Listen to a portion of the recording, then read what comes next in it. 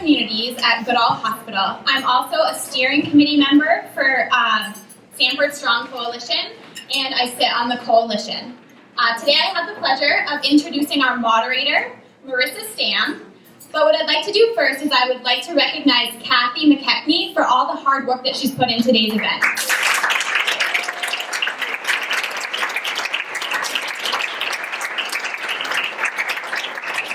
Thank you.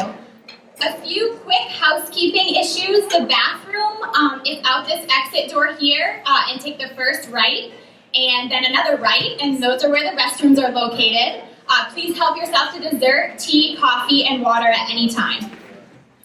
So it's my pleasure to introduce Marissa Stam. Marissa lives here with her husband, Aaron. They moved to Maine from the Midwest in 2002.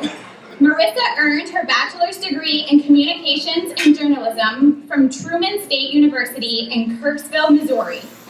She spent the first 12 years of her career in corporate retail management with Target stores and Starbucks coffee. Marissa is now the Director of Outreach and Development for Curtis Lake Church in Sanford. Marissa enjoys leading teams on international outreach trips, working in her vegetable garden, spending time at the beach, and learning to surf. Marissa?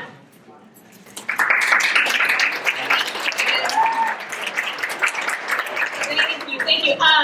Yeah, the learning to surf, I've only gone twice, but I love it. It's awesome. Are there any other surfers in the room? Yeah.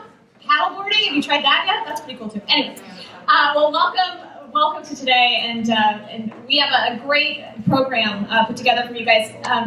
Just to share a little bit about the Sanford Strong Coalition. It's really exciting to be a member of this coalition. Curtis Lake Church joined this team in 2009, and what's so exciting about this in our community is the collaborative opportunities that we have. This coalition is unlike any other in our community, and I think in the greater region, because everyone who is a player at all in our community, from every single entity, is welcome at the table. And in that, each of our different organizations, our expertise is welcome and has equal weight at the table. And we are all committed to and invested in our community. And it really does take all of us to be able to take the City of Sanford, I said city, it's hard, sometimes we forget, the City of Sanford forward. And it's just exciting to be a part of that and to have seen the evolution of it, especially in the last 4 years since we've been a part of it. So thank you so much for coming out today and taking the time to learn a little bit more about the coalition and our opportunity to really affect the human capital in the City of Sanford. Along the lines of human capital, that is each and every one of us, it is every student in the room. It is hands down our greatest resource. We run into all kinds of limitations when it comes to venture capital or political capital or financial capital. But the renewable resource that we have in each other and in human beings in our community is probably the wisest investment we can ever make. And through the Sanford Strong Coalition, that is exactly what we're focused on. The opportunity to create assets around our kids so that they can become the future leaders, the future politicians, the future business people, those who are going to take Sanford into the generations to come. And I don't know that there's any more important work than that. So we have an opportunity today to hear from some really great panelists who are involved in the day-to-day operations of working with our youth, of promoting these assets in our community. And each panelist, we've got 3 folks with us today. We've got Bill Hager, who will be joining us in just a moment.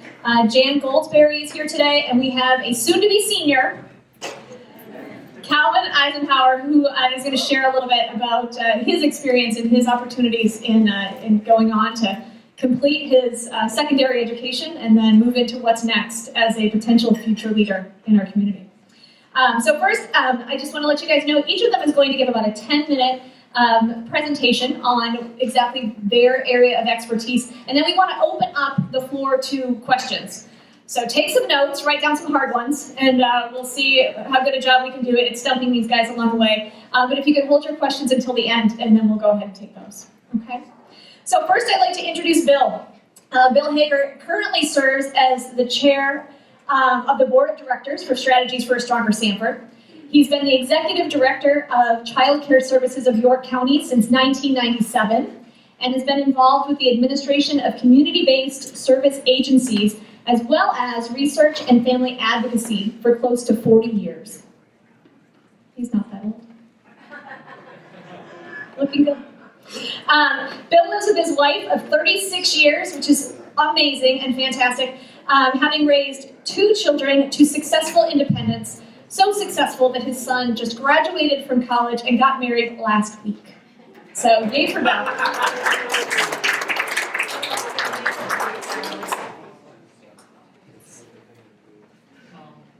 Good afternoon. Thanks for having me. I really appreciate it. Let me also add my thanks to Kathy McKechnie for getting this started, getting this together, and Jim Golnack, who also was instrumental in getting us to Town Hub and giving us an opportunity to be here this afternoon. It's a thrill. I am Bill Hager. I have done a lot of stuff. I am that old, by the way. My wife, however, is not. But I am. I do have been a proud part of this coalition. I've been a proud member of the board of directors of Strategies for Sanford, which is the 501c3 component of this. That's the legal entity that can raise money and facilitate funding for different projects in Sanford around children and families. What was exciting to me about a chance to speak to you folks today and about the chance to get into some of this stuff is that we're talking about, it's in the context of economic development. When we talk about children and families, when we talk about raising our youth, when we talk about supporting our families, we always think of it from the social context. Healthy families, good. Healthy families, good. We want that. That's a good thing. What we often forget, though, is that it has a serious economic infrastructure component to having a strong system for children and families, which includes our schools, it includes our social structures, it includes our faith community, all of whom are represented on that coalition. The skills, it's a cliche, but unfortunately we dismiss cliches because they become part of the public mindset. But cliches have an essence of truth. A cliche that said, one of the cliches is that the skills that you need for the 21st century workforce you learn in childhood. You hear that a lot, so sometimes there's some meaning. But the reality is that's true. There is a truth there. If we want Sanford to have a good workforce, homegrown, that has the skills that are required for the kind of business that you want in Sanford next year, 10 years, 15, 20 years, those skills are established in the early years of life. Problem solving, collaborative work, innovation, getting able to play along with others. When we were a mill economy, those were skills that were not necessarily that essential. But if we want a 21st century economy, those are exactly the skills that you need. Investing in our children today allows us to develop that skill set for the kids who will be the employees tomorrow. Sanford is doing a tremendous job of employing in investing in infrastructure. We're trying to do the same investing in the human infrastructure, which is children and families. I'm going to take a couple minutes, not a lot of time, because one of the things that I am a huge proponent of is understanding the science of the young child. Now, other folks will speak about what happens with kids in school, which is really, really important. But I always take every opportunity to say, learning begins way before 5. And in fact, brain development, the physical structure of the brain, that's established in the first 5 years. By the time you're 5.5 years old, your physical structure of the brain is set in stone. That doesn't mean you cannot learn more. It does not mean you cannot be successful. But the toolbox you have to work with, that infrastructure of your brain, is established in the first 5 years. The work that's being done through my agency, through the YMCA, through the NASSAN Child Care Program, those are structures and those are systems in Sanford that are working to establish good brains for those kids. So when they end up in school, they have a better chance of success, a better tool box to facilitate the learning they'll get in public school. We continue, that continues to be a private structure through nonprofits and for-profits. It's not a public system, but it is something that requires community support. And Sanford has been tremendous in supporting us in those projects. We ask that you continue to do that. But it is a part of our human infrastructure that's building the capacity to be a good, healthy community going forward. The other component is families. You cannot talk about children outside of the context of the family. People who listen to me speak sometimes bring that up, and I absolutely agree with them. The work that I do, the work that the other human service agencies do, we do not do in isolation. We do it with families, not for families. Families are a key component, but that doubles down on the need for the structures that we currently have continuing. In 2013, everyone works. It's an economic necessity. We need to have somebody watching the kids. So we try to provide that. That's an infrastructure piece we need in the community, which hopefully we can have. Going forward, and I'm not going to take my full 10 minutes because I could take 10 minutes clearing my throat. I would love to talk about my son. I'd love to talk about my son's wedding. Hell, I could talk 10 minutes on the donuts here in town, so which are really another misunderstood but tremendous asset in this town of Sanford. But I do want to open the door for the next couple people who are speaking, saying, once again, that the structures, the infrastructure we have in Sanford, the Sanford Coalition, is dealing with an important component of what Sanford needs as we go forward. The same way we need good roads, the same thing we need good sewer systems, transportation systems.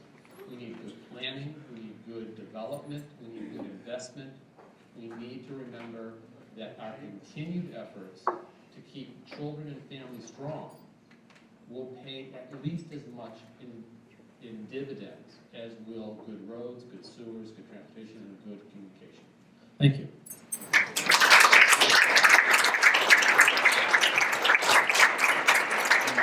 Bill, thank you very much. Next up is going to be Jan Goldsberry. Jan has been the curriculum director for the Sanford School Department for the past 16 years. And in that capacity, she's been involved in many district initiatives to improve learner engagement and results. In 2012, she was recognized as Maine's Curriculum Leader of the Year.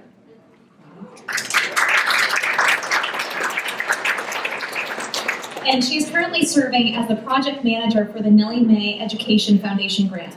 The grant was awarded because Nellie Mae recognized Sanford's vision. Learning for life was worthy of support. Jan, come on.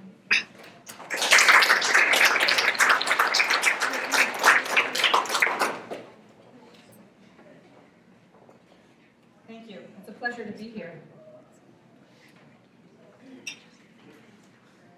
I was asked to speak about Sanford's vision, Learning for Life, but I'd like to begin with this quote from Paul Wellstone. Education and democracy have the same goal, the fullest possible development of human capabilities. If public schools aren't in the business of the development of human capital, what are they?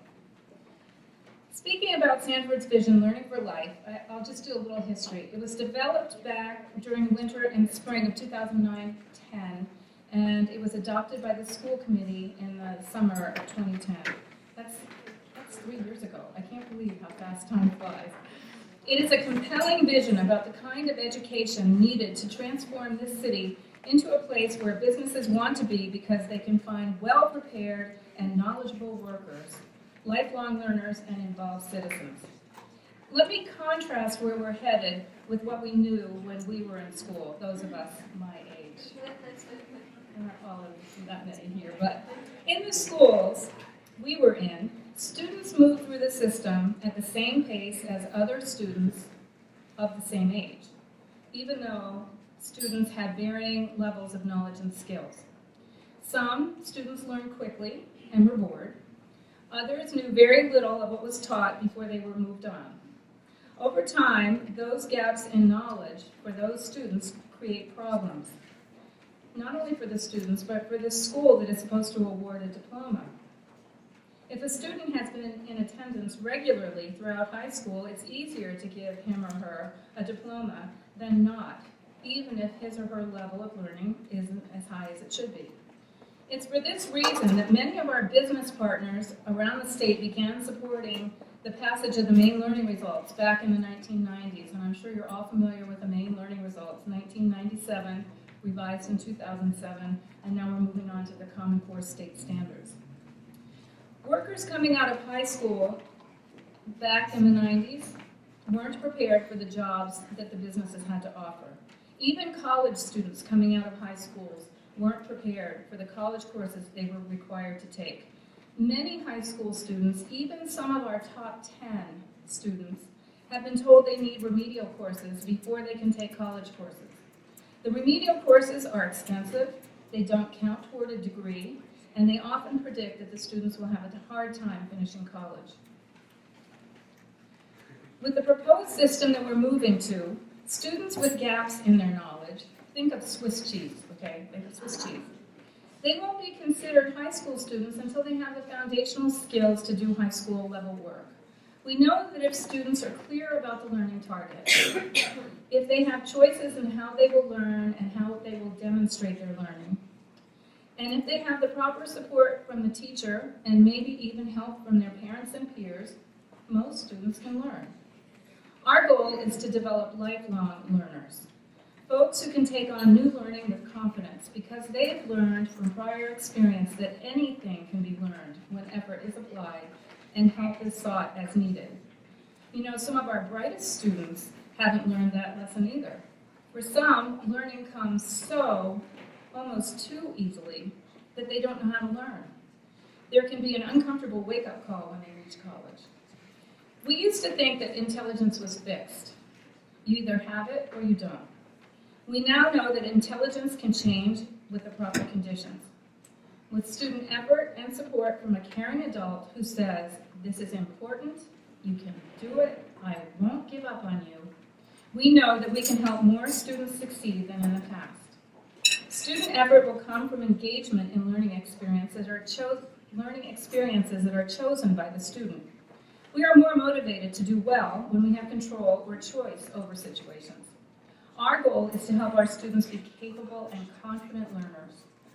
Teachers will need to be very clear about what proficiency looks like, and teachers will have to be able to tell students whether they've reached proficiency or not yet, with advice on how to get there. Students will keep working at their learning targets until they have demonstrated proficiency. A high school diploma will mean something in a system like this.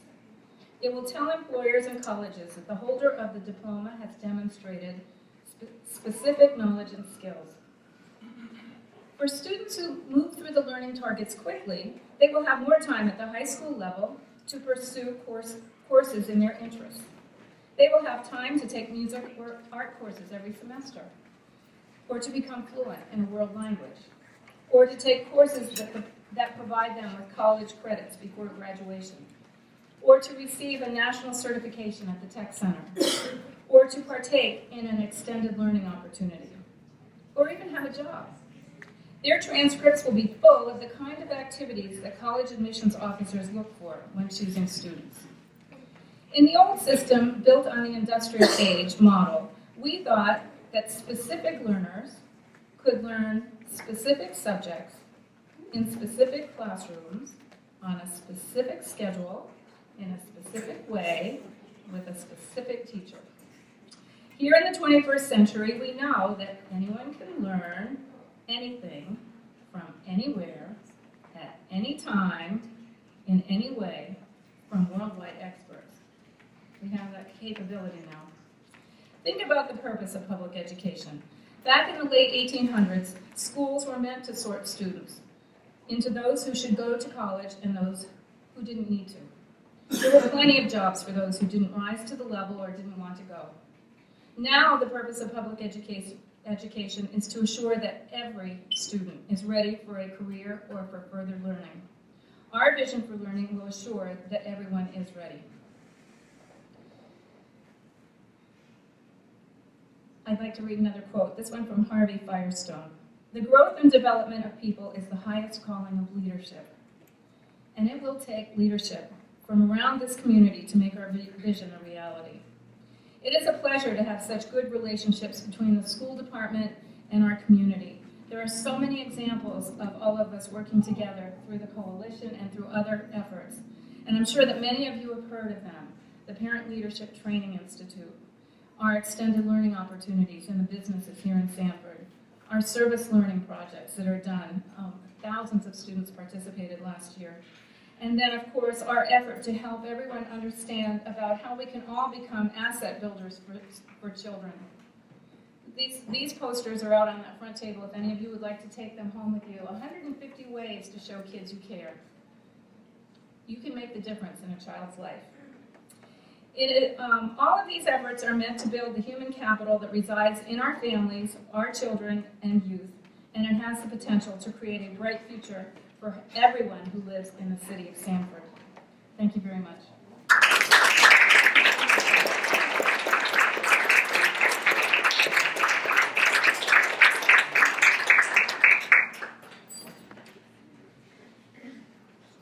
Jan, thank you. And finally today, we have Calvin Eisenhower, currently 17 years old, getting ready to be a senior at Sanford High School this fall. He's been active in Strategies Youth Council for the last 6 years. He has participated in the RISC, which is Reinventing School Coalition, and is an advocate for the standards-based educational system change. Calvin served as class president, class treasurer, and is currently the vice president of the Strategies Youth Council. He's very interested in participating in an extended learning opportunity this fall and working in line with business operations. Come on.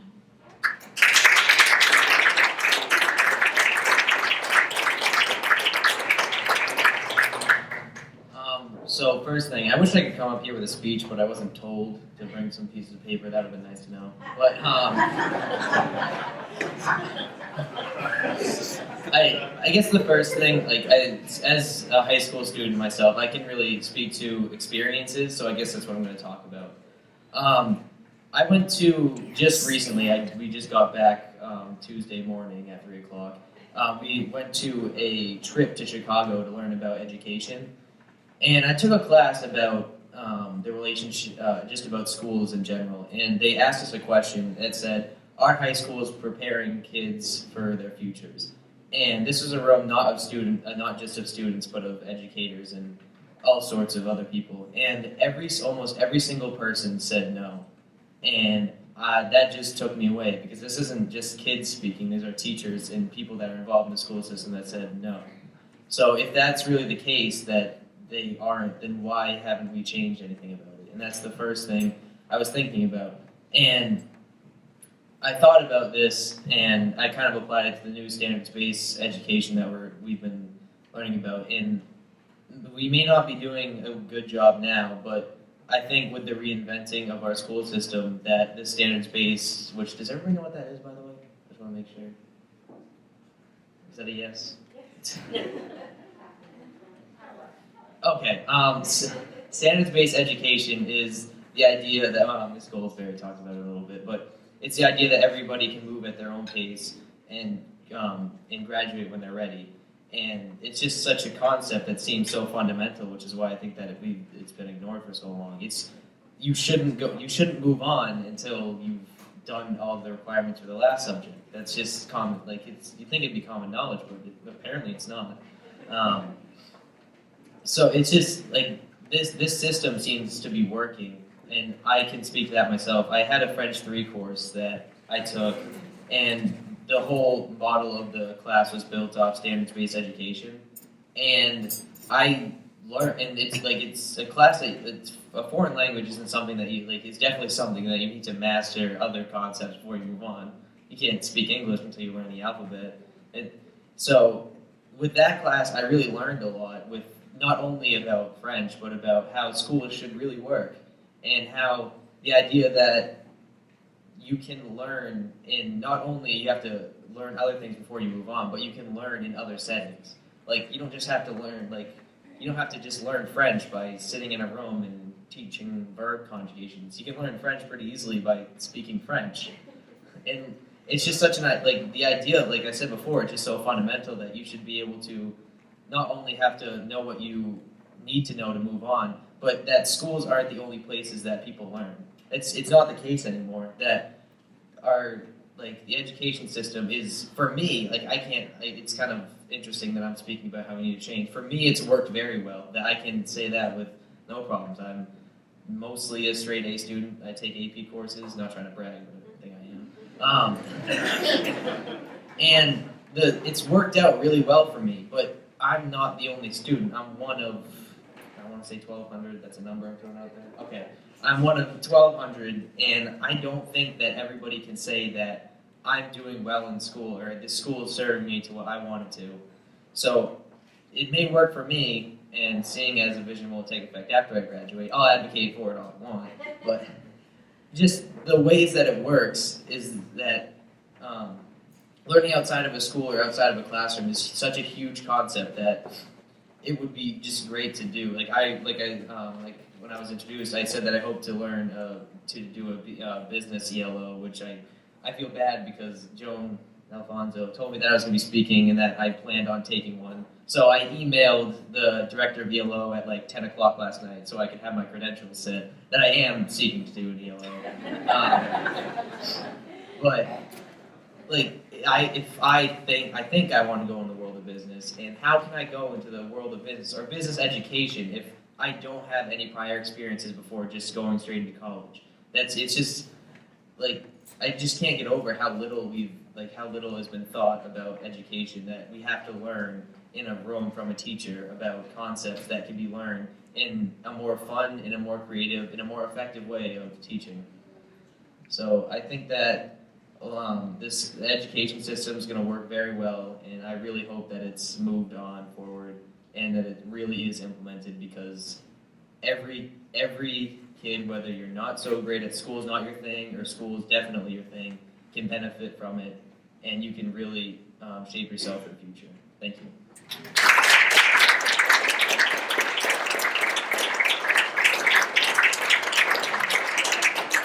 Well, I don't know about you guys, but I'm excited for our future just hearing Calvin speak today. I think he's a great example of, obviously he's going to be graduating this year, so Sanford Vision will hopefully affect his children because he's going to go on and do great things and stay here. Exactly. However, it's not going to necessarily impact his education directly, although it seems as if it has, given that he's had an opportunity to learn about it and become an advocate for its creation here in our own community. And so I just hope that kind of infuses a little bit of excitement and intrigue in each of us as we move forward in this process. But we would love to be able to tackle some hard questions today, because a shift like this certainly raises a lot of questions. And in the area of human capital and really raising up our future leaders, it's serious business, and it's something that we need to pay attention to. So we would love to hear your thoughts, questions, concerns, anything that you might have. Is it the government's responsibility to provide kids a fun time?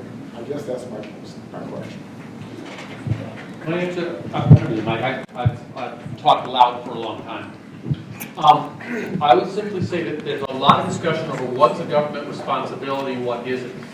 I would like to change that argument a little bit and say what is a good investment on the part of the government and what isn't. What is the payoff from a government investment? And what we find is that whether it's government or cultural or private sector, the investment in good activities allowed for children today does pay benefits in reduced crime, reduced victimization. It also pays dividends in terms of a better prepared, because learning doesn't end at school. So I would say is, rather than to say whether we should do it as an obligation, is it an investment? I would also say that for children aged 9 to 15, can anybody tell me this? What is the time frame in the week when they are most likely to either commit or be victims of a crime? 3 to 6, Monday through Friday. That is when they're most likely to experience their first drug interaction. It is when they are most likely to smoke their first cigarette. is when they're most likely to become pregnant, not Friday night, not Saturday night, 3 to 6, Monday through Friday. If our investment reduces those risk factors, I would opinionate it's a good investment. I'm not going to take the moral statement of what we should do, but what is a good investment? What pays off? And if it pays off by one kid not getting that first drink and becoming an alcoholic when they're 22, might be a good investment. Bill, if I may, I think when we're talking about investment, sometimes we can think solely of money and think about the financial investment. I think one of the opportunities that we have here as a community is to consider the investment of time.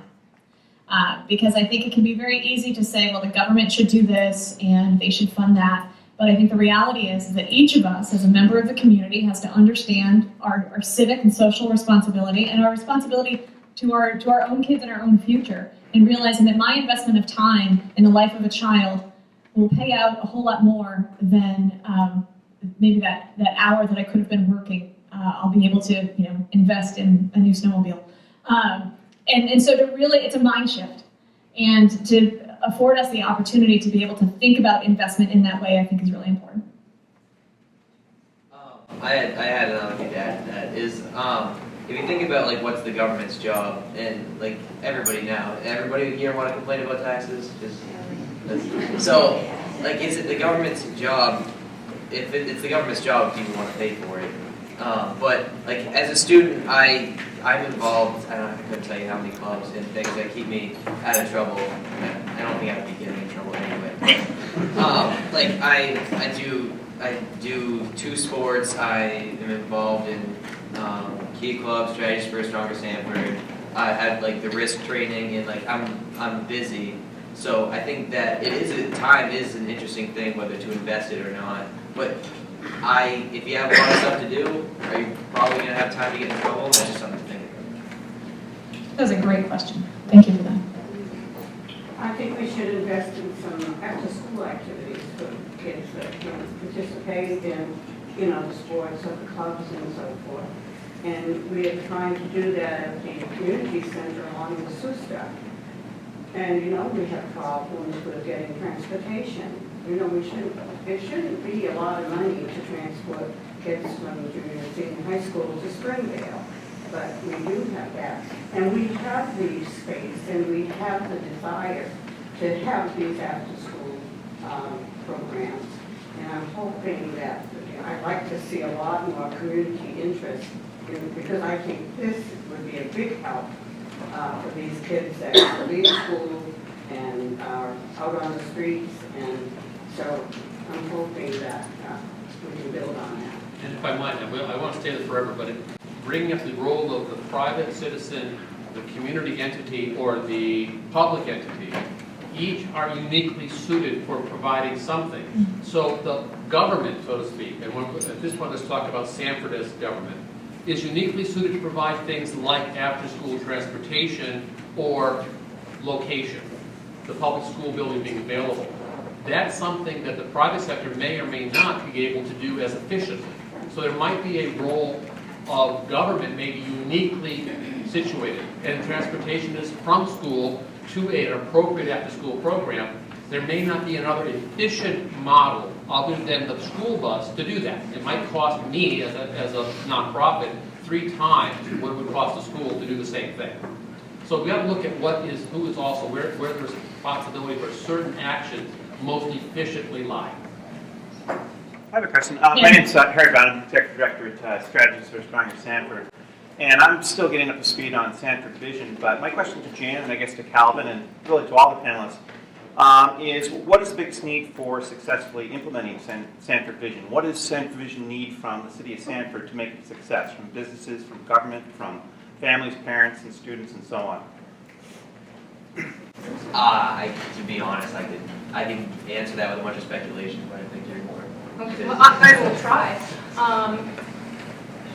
We need, to begin in the schools, we need professional development for our teachers. We are asking them to do education in a way that they were not taught in their teacher education program. So it's a very new system for them, and it's a change in mindset for many of them. It's a belief system change, in fact. And I think we've reached the critical mass there, and we are going forward with a lot of professional development. So we are moving, but the problem with change is there's so many complex parts of it, and they're all moving at their own time frame. So the teachers are moving forward, and we're trying to we have a community partner, Our Schools, Our Future, and they're trying to be in the community helping parents understand the changes that are taking place. And we're certainly trying to involve the student voice as well. But everything has to be sort of in sync with one another, and sometimes they come out of sync, and that's an issue at times. So we are trying to be good at communications. We are asking people to be patient and to be understanding and to be willing to ask the questions that need to be answered. And we want folks to be involved. This is not something that the schools are doing to the community. This is something the schools are doing with the community. During the change, we understand that there's going to be maybe 3 or 4 years where parents and students themselves might feel like they're being used as guinea pigs. That is not the case. The system is going to be better for every student of every ilk. But I do think that it would be good for the city to know that Sanford School Department is working under very stringent financial conditions. And just to make the point, I'd like to say that the state average for pupil expenditure is around $11,000, and Sanford is about $9,000 per student.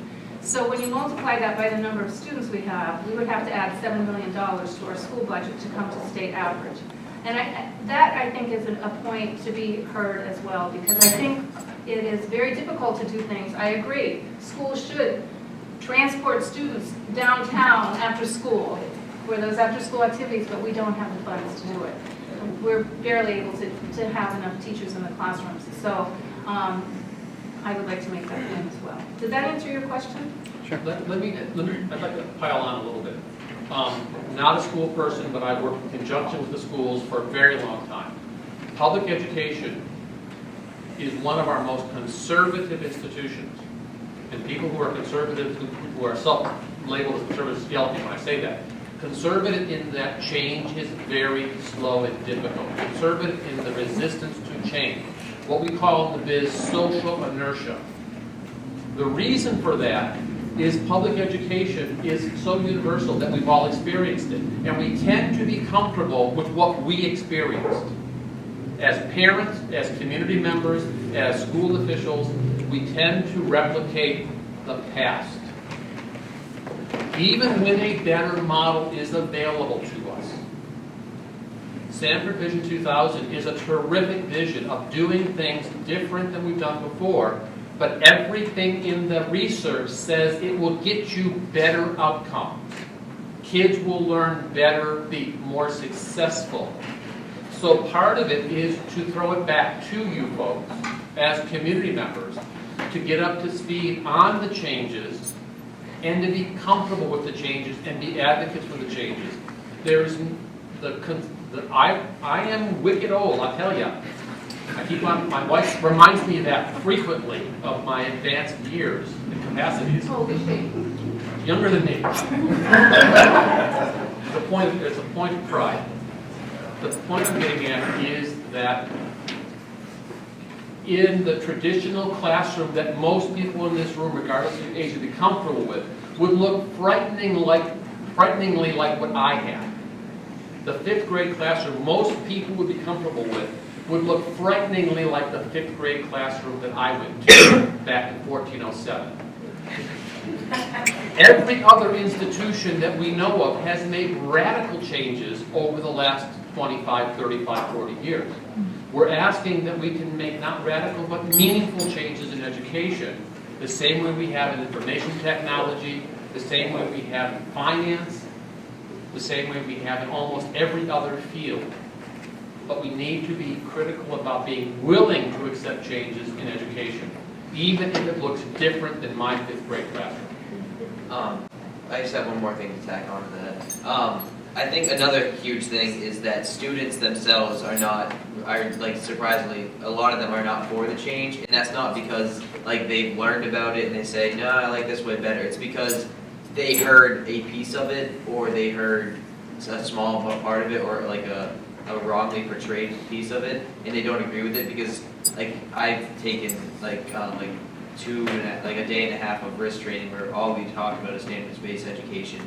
And like the things that they're telling me, like, oh, I don't like it because, like, I heard like a teacher say, I don't like it because colleges can't read transcripts, and that's not the case. It's a different transcript, but they can relate really easily. So I think it's definitely a matter of education. So getting kids, teachers, the community educated is what's gonna make it last and what's going to make the change happen. And Jan, can you just share with us real quick, what are the resources that people in the room can go to get more information leaving here today if they haven't been exposed to it yet? On the school department website, sanford.org, and there is a place there to go to the vision section of that. And Sam, do you want to talk about Facebook? Is there a Facebook page? Sure. There is a Sanford Vision Facebook page that has a lot of information gets posted on. You can find a lot of stuff on there. It's linked a lot with the Our Schools, Our Future page, which also provides a ton of information about the vision itself. As Jan mentioned, they are a community partner for the vision and for the Nellie Mae grant. The website, Sanford.org, has information right now, but we'll only continue to have more information as we launch a new Sanford.org website this fall.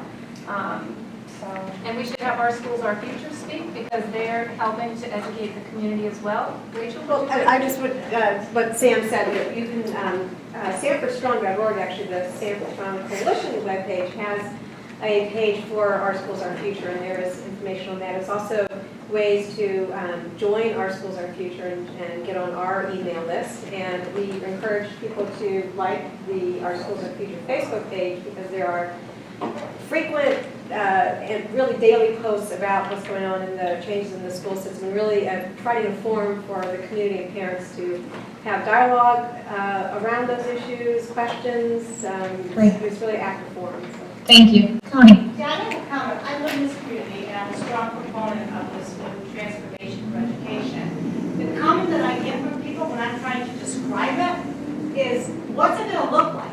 And you can read Facebook, and you can read all the updates, and you can stay tuned to it. But in my mind, I still don't have a visual.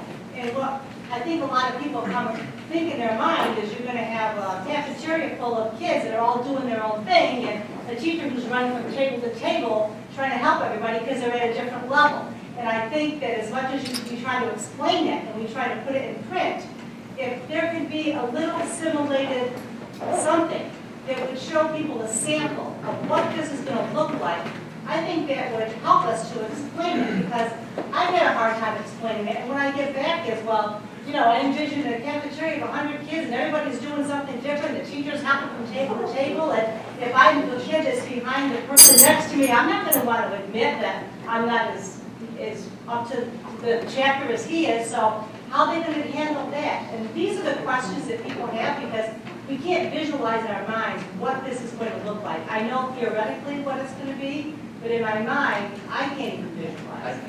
I guess I can talk about this because my French class was the standards-based model, and what happened was we had approximately, I want to say like 7 chapters, and there was a paper that had all the worksheets that we were supposed to do, all the lessons that we had to do, and what lessons we had to do with our teachers, because a big complaint of students is they think that a teacher is going to be sitting at their desk while they work from a book, and that's not true. So what we would do is our French teacher would give us a lesson, say on like conjugating a verb.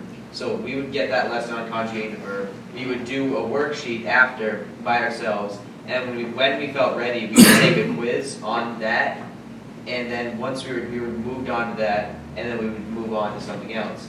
But it was whatever order you wanted to do it in. So the teacher would offer mini lessons most of the class, and you went to the ones that you needed to, or if you already went to a mini lesson, this is the part that I thought was really interesting, and you didn't understand it that well, you can go back and the teacher would present it in a different way. And I guess this concept definitely worked for us because our class had 9 kids in it, 7. It was a small class. It's a small, and Yeah. obviously very motivated students, but. I wouldn't say that, like, for the most case. First grade, everybody. Well, there was, not everybody was at the same page. That's what I thought was gonna happen, because we did have set days, like, oh, okay, we take the test either before or on this day.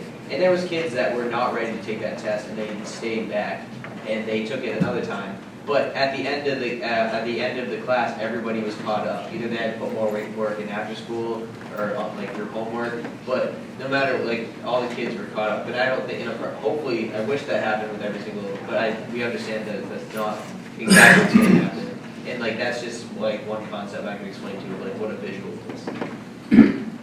Great question, Ken. I was just going to add to that the adult ed program right now is probably as close to the standards-based already. You don't even need that program, it's gone through it. It's basically kind of a certificate program. But Nan could add to that. And true, the adult ed program went through this a couple of years ago, and they were helping our teachers understand it. They were actually coming to our professional development and helping our teachers understand. But I don't think we'd be able to have this kind of education if it weren't for technology, because we're trying to keep track of hundreds of learning targets individually for each student. And it's the technology that allows this to happen now, because students can go in and they can, theoretically, the schools are not set up like this yet, but theoretically they can go in on a given day and say, I want to work on 3 social studies learning targets and this particular math learning target.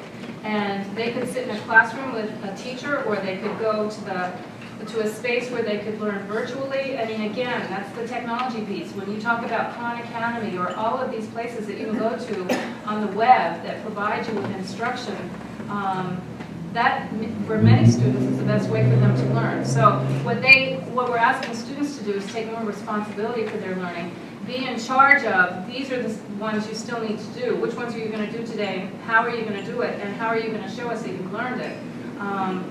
And we're going to be able to do that because of the capacity that we have through technology. So that will be the difference. I think Connie brings up a really interesting point in that, in our delivery of this information and getting parents, especially who, aren't getting this new process in the classroom, they're not learning it, they only know, as Bill said, what their own experience is. Do we have an opportunity to leverage the technology that we have? I mean, look at the cameras we have in the room. To be able to provide kind of a visual sampling of, this is what 2015's classroom will look like, and allow people the opportunity to let that kind of soak in a little bit and be able to see the difference so that they can then digest some of the information that's coming down. Exactly, Marissa, and there actually is some of that already. I love the idea of actually maybe creating more of that kind of production, but I have learned more, and the way you're talking about kind of being able to visualize it from the teachers who are actually working on implementing these practices. They are amazing, really storytellers for how this is going to work. And there are videos on the Sanford.org webpage that you can go to and hear teachers present on what it actually looks like in their classroom. Teachers in Sanford are actually doing it, and they're really powerful. You can find those on Sanford.org. You can also, they're really WSSR-TV, right? And also, if you go to the Department of Education, there's a Center for Best Practices, and there's about 9 videos there that also show classrooms that are implementing student-centered proficiency-based learning and interviews with teachers and students. So there is some out there, and it does really help to hear from the teachers and to see it in practice, because it is hard to wrap our brains around it. And so I really hear what you're saying, and there are some resources out there, but making more is always a good idea too. Yes. That's great. And I would do all that, but I'm referring to like an average person. We're trying to talk this up to and explain it and get them excited about it. It's the parents of the kids that, as Calvin mentioned, that, he'll talk to students who are like, oh, it's stupid, or, because they've heard bits and pieces of it. Well, their parents aren't any different. We're all like that, and we may not take the time to dig into all of the resources as thoroughly as they are available. So I think the more easily that we can make them accessible and repetitive and prominent, the better off we'll be. You got a question? Hi there. My name is Tom Cook, local resident, parent of 2 kids that'll be in high school shortly. So we're just probably in a room full of like-minded people as far as the vision goes. And your question prompted my question, or my response to it. I heard a lot about PBL, and I think there's some really strong things. And I think your experience with Calvin, Yes. Calvin had a really strong experience. And Yeah. I think a class of 9 is probably doable. I like it. It makes a lot of sense. And French 3, forgive me, I suspect there's some motivated kids in that class. Well, yeah. I never got that far. So, I think though what people don't hear about the vision, I think what's important to understand is that, and I think me as a parent, I'm a very vocal person being concerned about it. Because it's the element of the bathwater, that you've read Inevitable, that we worry about the most, which is there's no grades in PBL. It's just proficiency. It's 1 through 3, or maybe a 4, or 2 through 3. So there are questions when you have a child about to be integrated into the system. There's a lot of questions. There's not a lot of answers. So while I like what's going on here, I think this is a good conversation. I think there's an element of legitimate concern. It's not about lack of understanding. It's about lack of details. So I've read everything I can read on the subject. And I've read the books, and I read E. McGarvey extensively, and I think I'm probably up towards the top of understanding in this room now. But I think there's elements of the logistical components of what does this look like that there's a lot of details need to be filled in. So, as much as, my wife's part of it, I get it for sure. And Calvin, I can probably make a quick connection for you as far as your ELM you're interested in. So, but again, I think it's cart before the horse, and I think we need to have a very deliberate process as we review this vision and implement it from a strategic point of view. I guess adding on to that is, I wish I could tell you I wish I could tell you that I thought 100% I agree with everything that's going on in the vision, but there is definitely some concerns with any change. There's concerns, and like the 1, 2, 3, 4 grading system, that is I have thought about that is concerning. That's 4 grades. What exactly does a 3 mean? Is it anywhere from a C- to a B+? Because that's a big range of grades, and it is an interesting thing. And I did when I did the risk training, I talked to a student who came down here from California to express about their school is in Lindsay, California, and they adopted this system 100%. They use in a lot of the colleges. What they do is they translate their transcript, and they do get an understanding of what their grades are and what they look like. I wish I could tell you exactly how, but the only thing that I can say is that they do, kids from there do, more kids have gotten into college since they have adopted this system. And I can't say that's for 100% it varies from class. It can't be 100% because of the education system. But there is concerns that haven't exactly been addressed, regardless of how much research. And if I might, I'm not an expert on Sanford 2000, but I am kind of a research geek. I read a lot of research. And I'm not talking Sanford schools, I'm talking public schools in general. That 2 things statistically stand out. One is that on the traditional system, A, B, C, D, E, F, whatever, that children who begin in the early grades, with the lower grades, for whatever reason, they're sick, they're out a lot, but they're passing through with a C- grade, rolls over and becomes accumulative, and those kids never catch up statistically, having nothing to do with baseline intelligence. The other thing you find is that statistically there is a range of learning styles, but traditional education teaches to 1 rather than the range. So you have intelligent children who are not succeeding and are on that failure cycle that grows and becomes more cumulative as time goes by, and left on the wayside. And they graduate without the skills because we didn't adapt our teaching styles to them, and they were on the failure cycle early. Statistically, that happens. So they find that we're not statistically preparing kids through a traditional education system to succeed. There's a large percentage that don't, not because of their ability, but because of our teaching styles. So adapting the teaching styles to a broader range and going by capacity rather than by grades as being your essence of success, statistically actually works better. And again, the reason we haven't done more of it is fear of change has kept more systems from doing that, which is, again, a public systems issue that doesn't exist for you folks who are a private business. That kind of barrier doesn't exist. it does in our public systems like our schools. Jan, if I could just ask you a question, Tom, if I can kind of pull a question out of kind of what you were sharing, I think what I'm hearing is that there's a gap in context in being able to apply what we grew up with, understanding A, B, C, D, and F, in the context of this new format of 1, 2, 3, 4.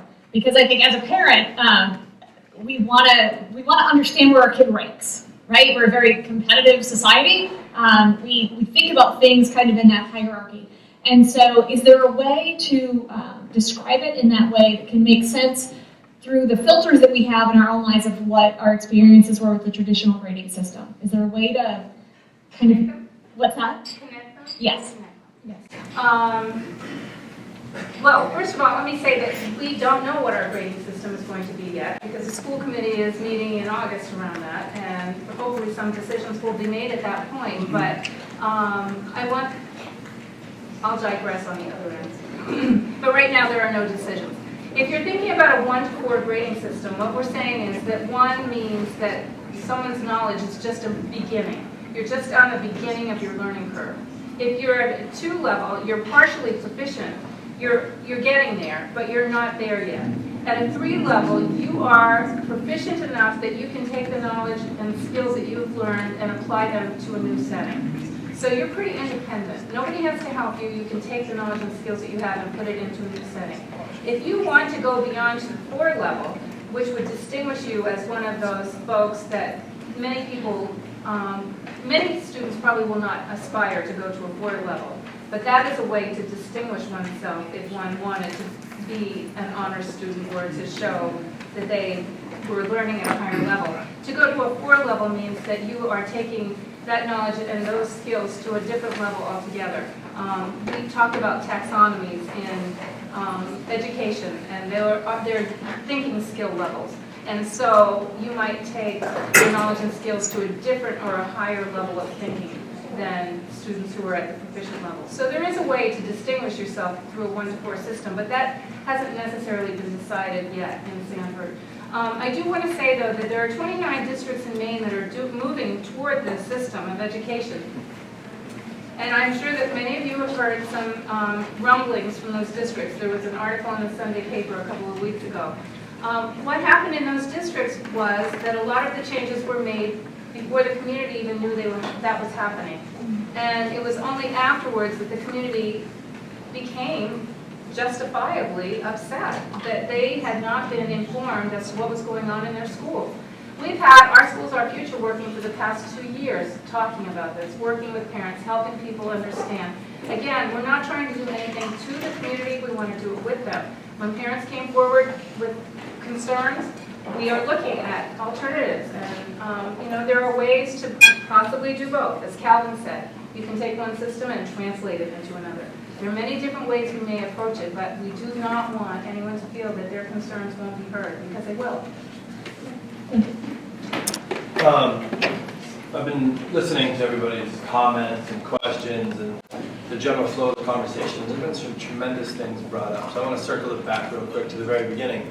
When our city councilman asked about how should the government invest in the human capital. And that's what we're talking about today, is the human capital here in the city of Sanford. And they are investing. And I get to see it every day. Where I work is located right next to the largest skate park in the city. And they've just put in a tremendous, tremendous addition to the skate park. And it's been, I think, 2 weeks since the concrete is hardened and been officially formed. And regardless of the rain of last week, the amount of young men and women that have congregated to this skate park in the middle of Springvale, it's unbelievable. So is the government finding ways to creatively find money through grants and other opportunities to invest in the human capital of Sanford? Absolutely. Do those children at the skate park now feel better about what they do rather than being looked upon for doing it in a parking lot maybe and accidentally jumping in front of your car or hopping over a parking stone? Now they have a place to do that and do that safely and be together and do that. And just go there if you get the opportunity and drive by and see what's going on there. The skills and talent levels of some of the youth in this town in that particular field is outstanding to that of what you see on TV and the X Games and ESPN. So is the government investing in that human capital? No question. No question. around the standards-based learning. I'm a huge proponent of it. I think it's going to be phenomenal. But in high school, my motivation was athletics. I was athletically motivated. What grade level did I need to get so that I could be eligible to play basketball? That was a question that I asked openly. That was the score that I got. If I had it to do over again, I probably wouldn't go about it that way, but at 32, I know a lot more now than I did then. For me, it was about shooting jump shots, and that's what it was. And if I had to do over, like I said, I'd probably change some things. So my question to Calvin, who's very, very, very sharp, I've had the opportunity to work with him through his work with the Strategies Youth Council and my work at the Y. He does some amazing things. He's a very sharp young man. But my concern and my question for sharp, motivated students like Calvin is what happens when you reach that level 4 and there's nothing really left? So I guess it goes back to that vision. What is it going to look like when it's the middle of October and Calvin's proven he's at a 4, but the semester, or the trimester, or the quarter, however you're going to break it down, doesn't end until January? What is Calvin going to do from October to January? Is he going to be hanging out with the other 4s, so to speak, in the corner of the room while the 2s and 3s catch up? Like, what's that going to look like? And how are you motivated by that? Because I know that when I was in school, I had kids who were motivated by that 100. That's what they wanted. For me, it was an 85 to shoot jump shots. But for them, they wanted the 100. And they were there. And they were motivated and driven and doing their homework and asking questions in class. So, like, what is that motivation for the upper level of kids? And I think that that's a population of kids that we can't miss. Yeah, we're talking about the 2s and 3s being proficient, great. What about the 4s that are just already there? The Calvins of our community that are already just there. How are we going to continue to motivate them to be a 4+ or a 4.5, 5? Like, how does that work? How are you motivated in that system? Like one thing before I answer that, like I have a stepbrother who just started biking and doing cool tricks on bikes. Goes to the skate park all the time. Before, like, he talks about how nice the skate park is. So he was literally sitting at my house for, I don't know, 5 hours at a time, not doing anything. Now the skate park's there. He's there. He rides his bike. We do not live that close. We live maybe 4 or 5 miles away from the skate park. He'll grab his bike. He'll go down there all the time. So I think like that was a really great thing. He has a lot of fun there. On to the 4. I'm flattered that you think I'm an all-time 4 student, but reaching a 4 is not a thing that's easily, like, getting an A in a class is comparatively a lot easier than getting a 4 in this system. We talked when I was doing the risk training. They mentioned like in a physics class, like if you wanted to learn about physics, like one thing you can do to reach a 4 is to build a skate rink. That's not an easy thing to do. So that the 4s that are earned are definitely earned and are not earned without a lot of hard work, and that's the time that'll come in. And another piece of it is once you reach that 4 in one area, is you move on to trying to reach a 4 in another area. So you're not stuck behind. It's almost going to look, I hope, like down the road, it's almost going to look like there's not such things as grades, but classes. So you maybe some kids may take the 4 years to reach their diploma. Some kids can do it in 2 and go on and still have all the classes that the 4-year kids or the 5-year kids took. But they can get it done faster and focus their time on, we talked about work, getting other classes prepared for college. So it's not just you do a 4 and you're done. It's you do a 4, now you move on. Now, how can I get a 4 in the next level? And how can I become proficient in another area? I'm sorry. I was just going to say, I think Calvin just hit on kind of that missing contextual part the concern that came up and the understanding that we as parents and community members need to have around, okay, what does it mean to be at a 2 level or a 3 level or a 4? And I think you provided some great insight for this group, and hopefully we can be able to take that forward into the community. Did you have a follow-up question? I did, yeah. And then, again, circling it back to the human capital and the investment in that. And I guess this question is probably more so to Reegan from the coalition standpoint. What role can the coalition play or what role do you think the coalition can play in helping people understand and being that voice of change and being that soundboard of concerns and that responsive answers when people need someplace to go and need a group of people to talk to about standards-based learning and the changing, and how is this going to affect my kids, and what is this going to look like? Do you see the coalition playing a role in that, and what might that look like? Absolutely, and what you just said, and I think this conversation is great, but I think with any community issue, the coalition can help with that. So in the event that there's an issue, where I think earlier we had a question about opportunities for kids after school. If someone in the community sees that there is a lack of opportunities for kids, we want you to come to the coalition and get a group of people together and start brainstorming about how we can fix that problem. So the coalition is here. We're a group of community members, different sectors across the community, and the business sector is a key component to that as well. So that's sort of why we're here to talk about that, and those are issues that we as a coalition would tackle and educate the community. And I would add on to that, something we said earlier, and I'm going to reinforce it now, is that we talked a lot about the schools. And when we think about the community's response to our children, the first thing we think of is schools. But in the modern, first of all, it's never been true totally, and in the modern world even less so, that families have a number of needs, children have a number of needs. School can deal with some of them. But the support system that our children and families need extend beyond what school can and should provide. So community partnering between the schools and between the community entities, whether they be agency-based, such as my agency or the Y, or they be faith-based through your faith community, or it be through some other entity, through a business group such as the Rotary or Kiwanis, we all need to be in the boat when it comes to children and families. It cannot be just the school. The Vision 2000, I think, is a fantastic effort and opportunity. It is not ever going to be enough to meet all the needs of children and families, so we have to have, that other component has to be part of our vision. Absolutely. Adam, did you have a question? Quick question. I mean, looking at the panel, no offense, Bill or Jan, I see Reegan, and I've just, for the first time, got a chance to hear Kelvin speak. And there's one thing that's obvious about these two people. There's motivation pouring out of them. How can this vision and how can Sanford help cultivate motivation? Because the government can have everything in place, the schools can have everything in place, but unless you light that fire within the younger kids to want to achieve more for themselves, for the school, and for Sanford, it may not be as successful as possible. So what can you do to help build that motivation, cultivate it within the youth? Is that a question for me? It's for anyone up there. I think we actually have some youth here from the youth group. Am I correct?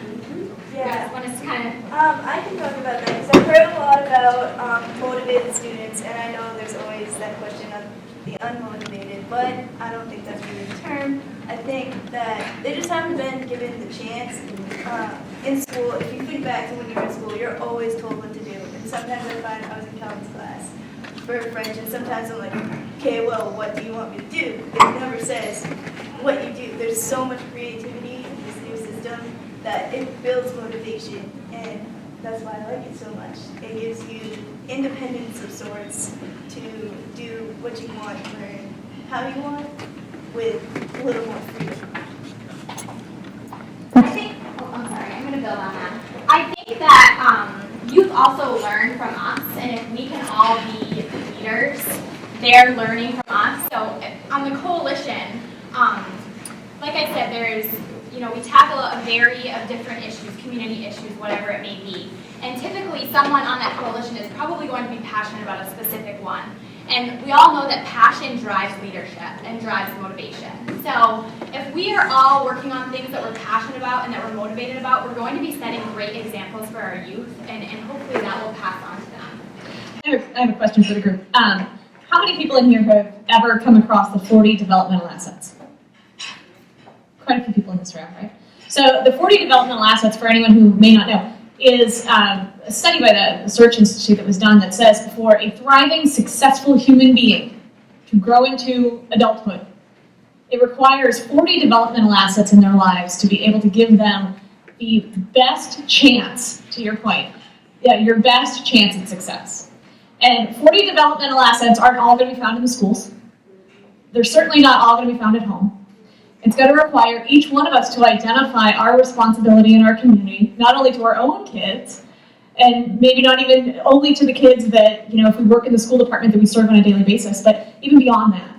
And we can't leave it up to somebody else to do. We all own the responsibility of this. And And you've been waiting very patiently over there, and I'm gonna, if we can, real quick, just send it. I work at Spring Harbor Hospital, and I work specifically on the children's unit. And I see a lot of kids from Sanford go through a lot, all the way from 6 to 9, 10, and then through high school years too, with troubled backgrounds and troubled families, and super smart, but trouble at school. And Bill talked a little bit about how there's a lot of time that we're going to have to wait, that it's going to be a big change, and how there's a lot of hesitation with all the change. And I was just wondering if there's been any talk about alternatives that may be quicker and may add more flexibility, such as like charter schools where you can have a longer school day and build that structured after-school activity into the school day, so they're going home when parents are home, and holding parents accountable. And you have that more flexibility to do those things that provide community support, like community, you can kind of touch on all areas of community through the school and through the kids. I'm going to just jump on that real quickly and say, I'd like to expand on what you're talking about, because by the time there's many kids, and as odd as this is not common knowledge, not accepted, but 6 is too freaking late. I completely agree with you, but that's early what we're getting. when it's coming to either social growth, physical growth, emotional growth, or family systems. 6 is too late. You have to be able to support these kids and families from birth, because of, like I said earlier in my statement, my prayer statement, is that the brain is being developed. You never stop learning, but that toolbox. And family dynamic is being built in the first 5 years. If you have anger, if you have sarcasm, if you have dysfunctional communication at 3, you will have it at 13 and 16 between parent and child. If we can help families develop positive communication at 3, they will likely carry that into 13. So I get very frustrated when parents come to me and say, Bill, I have a 13-year-old, I have this problem, what can I do? And I want to say, get into the Wayback Sherman and start back when you were 3, because that's when the fundamentals were being formed. So it is, I really want to make a pitch for that and not start thinking that we can solve things at 13. The solving has to start early. We have to help families identify themselves and get the kind of support that kid needs and that family needs real early, because 13 is really hard. We have time for one more.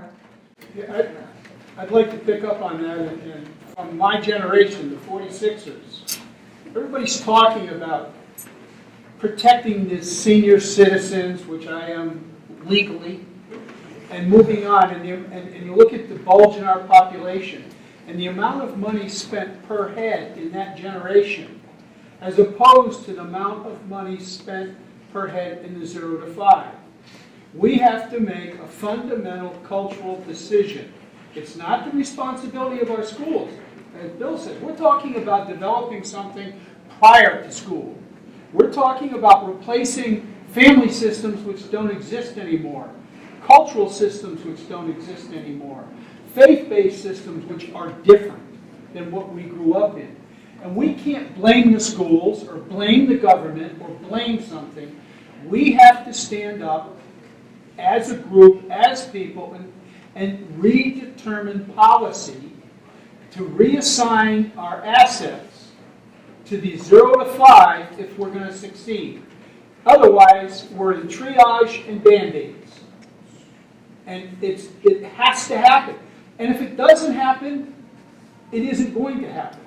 Because we can continue to spend all the money we want on Band-Aids. Skate parks are great, but that's a Band-Aid. That's doing something that's almost too late. We need them desperately.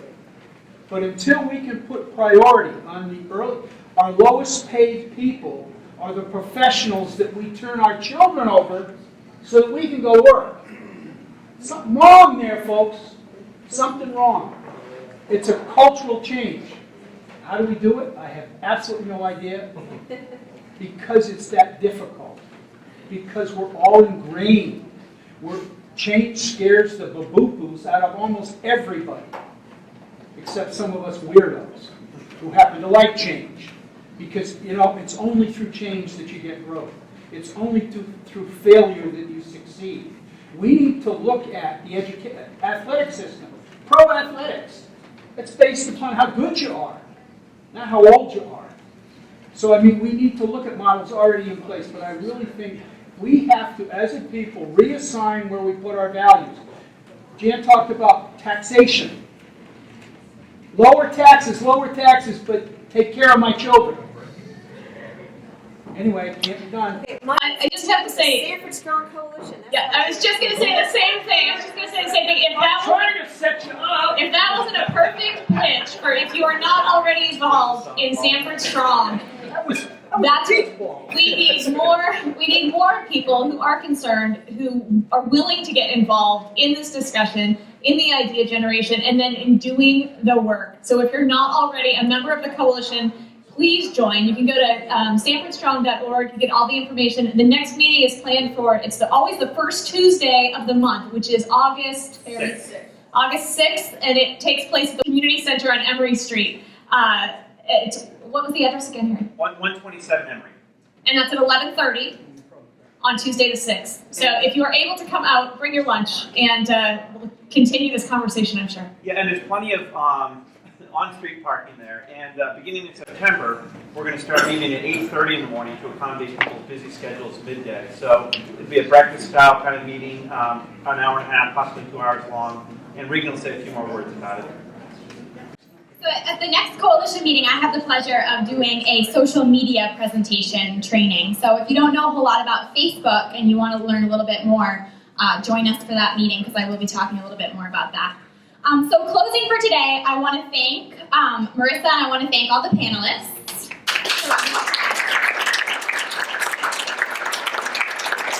Thank you. And if you'd like to learn any more about the coalition, coalition members are around the room with their name tags on. So feel free to ask us any questions. And I would invite you all to attend, join us in attending the Goodall Hospital Barbecue this afternoon from 4 to 6. And also join us at the Mainers game. The Sanford Strong Coalition will be hosting the Mainers game tonight. So we're excited about that. So thank you all very much for coming.